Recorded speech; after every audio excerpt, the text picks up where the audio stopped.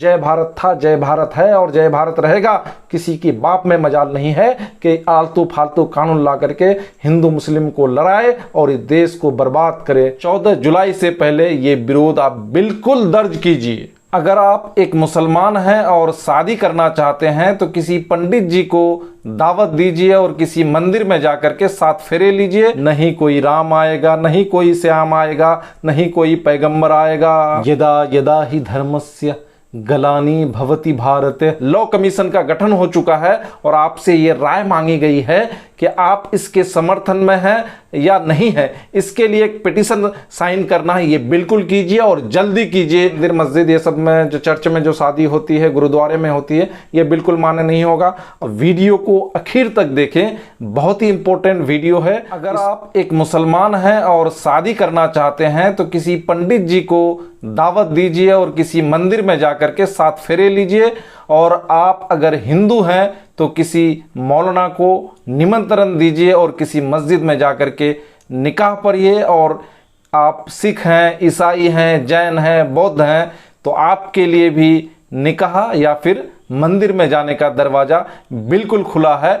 क्योंकि केंद्र सरकार अब यूनिफॉर्म सिविल कोड लाने जा रही है, जिसकी चर्चा अब जोरों पर है क्योंकि 2024 का चुनाव आने वाला है। मैं ये बात इसलिए कह रहा हूं क्योंकि केंद्र सरकार यूसीसी लागू करने के लिए विचार कर रही है और इसके तहत ये होगा कि आपके चाहे हिंदू हो, मुसलमान हो, जैन हो, बुद्ध हो, सिख हो, ईसाई हो, पारसी हो, किसी भी धर्म या पंथ के आप हों, आपके धार्मिक अधिकारों का बिल्कुल हनन किया जाएगा और आपको यूसीसी में ला करके पता नहीं कौन सा नियम लागू करेगा, ये आपको पता भी नहीं चलेगा।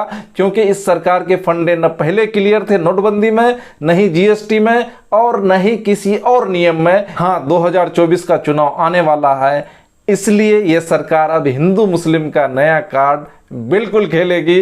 तो आप तैयार रहिए, इस सरकार की इस कॉमेडी भरी नीति का मजा लीजिए। लेकिन आपको बिल्कुल सावधान रहना है, सतर्क रहना है। और इसके तहत 14 जून से 14 जुलाई तक आपसे ये राय मांगी गई है। लॉ कमीशन का गठन हो चुका है और आपसे ये राय मांगी गई है कि आप इसके समर्थन में हैं या नहीं है। इसके लिए एक पिटीशन साइन करना है, ये बिल्कुल कीजिए और जल्दी कीजिए, वरना आपके सांस्कृतिक धरोहर, आपके धर्म के नियम आस्थाएं और आपके जो इलाकाई जो चीज़ें हैं वो बर्बाद हो जाएगी और आप किसी भी धर्म के नहीं रहोगे। सरकार क्या चाहती है, इसके फंडे कल भी क्लियर नहीं थे और आज भी नहीं है। तो वीडियो को आखिर तक देखें, बहुत जानकारी वाला और बहुत इंपॉर्टेंट वीडियो है और लोगों तक इस इंफॉर्मेशन को शेयर कीजिए। मैं लिंक नीचे दे रहा हूं, इसमें क्लिक करके इस पिटीशन को भरिए और अपना विरोध दर्ज कीजिए ताकि आपकी सांस्कृतिक धरोहर, आपकी धार्मिक आस्था बनी रहे, आपकी पहचान बनी रहे। ये मुद्दा यकीनन राजनीति से प्रेरित है। इसकी वजह यह है कि 2024 का चुनाव आने वाला है। इससे पहले ये सरकार हिंदू मुस्लिम फसाद बिल्कुल करेगी और इनकी मंशा ही यही है। यही कारण है कि इस तरह के विवादास्पद मुद्दे को ला करके लोगों को उलझाना चाहती है ताकि सही सवालों से वो पीछे भागे और अवाम रोड पर आ जाए। तो आपको सावधान रहना है, रोड पे नहीं आना है, बल्कि सिविलाइज्ड वे में भारतीय संविधान पर विश्वास रखते हुए आपको ये जंग लड़नी है और यकीनन आपकी जीत होगी। क्योंकि democracy is the government of the people, for the people and by the people. किसी तानाशाह की कभी नहीं चलेगी। शोहरत की बुलंदी पल भर का तकाजा है, जिस साख पे बैठे हो वो टूट भी सकता है। तो यकीनन ऐसे तानाशाहों को सबक सिखाने के लिए आप विरोध कीजिए और नीचे जो लिंक में पिटीशन है दिया गया है, मैं दिया हूं, उस पर साइन करके 14 जुलाई से पहले ये विरोध आप बिल्कुल दर्ज कीजिए। संविधान के आर्टिकल 44 के तहत केंद्र सरकार की ये पहली कोशिश नहीं है, बल्कि 7 अक्टूबर 2016 में भी उन्होंने 21वें लॉ कमीशन का गठन किया था, जिसके अध्यक्ष थे सुप्रीम कोर्ट के पूर्व न्यायाधीश न्यायमूर्ति बलवीर सिंह चौहान जी। उनकी अध्यक्षता में यूनिफॉर्म सिविल कोड पर काफ़ी चर्चा हुई और 31 अगस्त 2018 को बलवीर सिंह चौहान जी ने अपनी रिपोर्ट पेश की और जिसमें उन्होंने सजेस्ट किया कि यूनिफॉर्म सिविल कोड लाने के लिए देश अभी तैयार नहीं है या इसकी ज़रूरत नहीं है। फैमिली लॉ में ही कुछ संशोधन करके इन मामलों को हल किया जा सकता है। यानी इनडायरेक्ट वे में यूनिफॉर्म सिविल कोड की जो कोशिश थी 2018 में रद्द कर दी गई, रिजेक्ट कर दी गई। उसके बावजूद मोदी सरकार को बात समझ में आ नहीं रही है और 2024 का चुनाव है तो कुछ तो फसाद करना है, कुछ तो बात होगी, कुछ तो हंगामा होगा, तभी तो हिंदू मुस्लिम होगी और तभी तो मोदी जी का वोट बैंक बढ़ेगा। यही केंद्र सरकार की कोशिश है। तो मैं भारतवासियों से, अपने भाइयों से, हिंदू मुस्लिम सिख ईसाई सबसे हाथ जोड़ के विनती करता हूं कि इन चीज़ों को समझिए। केंद्र सरकार हमेशा देश को उलझा के रखना चाहती है, कभी सुलझाना नहीं चाहती है। तो केंद्र सरकार ने यूनिफॉर्म सिविल कोड की तैयारी के लिए 22वें लॉ कमीशन का गठन कर दिया है, जिसके अध्यक्ष हैं कर्नाटक के पूर्व मुख्य न्यायाधीश न्यायमूर्ति ऋतुराज अवस्थी जी। ये वही अवस्थी जी हैं जिन्होंने कर्नाटक में हिजाब बैन को जायज़ ठहराया था। तो आप समझ सकते हैं मामला किधर जा रहा है।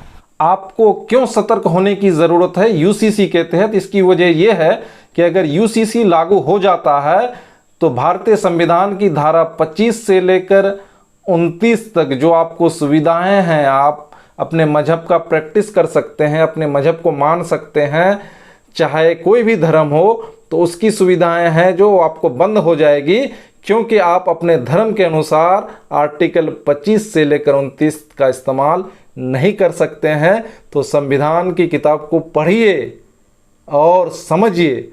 ये कोई न सोचे कि वो तो बच जाएगा, कोई नहीं बचेगा। नोटबंदी में कोई नहीं बचा, जीएसटी में कोई नहीं बचा, कोरोना काल में कोई नहीं बचा, तो इसमें भी कोई नहीं बचेगा, क्योंकि लगेगी आग तो आएंगे कई घर जद में।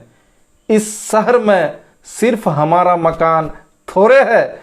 तो कोई हिंदू ये न समझे, कोई एसटी ये न समझे, कोई पारसी ये न समझे, कोई क्रिश्चियन ये न समझे, कोई सिख ये न समझे, कोई बौद्ध ये न समझे, कोई जैन ये न समझे। यानी हमारे देश की जो सांस्कृतिक धरोहर है, अलग अलग कल्चर है, वो तबाह, वो बर्बाद हो जाएगा। सरकार की यही कोशिश है ताकि आप इसी में नाचते रहें और आपको न ही अपने धर्म की रक्षा करने की ज़रूरत पड़ेगी और न ही कुछ, बल्कि इन्हीं फसादों में उलझ करके आप अपना जीवन को व्यर्थ बर्बाद कर दीजिए। सरकार की यही कोशिश है, इसी के तहत यूसीसी लाने का प्रावधान किया जा रहा है। आपको जगने की ज़रूरत है, मुझे जगने की ज़रूरत है, पूरे देशवासियों को जगने की ज़रूरत है, क्योंकि यदा यदा ही धर्मस्य गलानी भवति भारत अभ्युत्थानम अधर्मस्य तदात्मानं सृजाम्यहं परित्रणाय साधूनां विनाशाय च दुष्कृतां धर्म संस्थापनार्थाय संभवानि युगे युगे।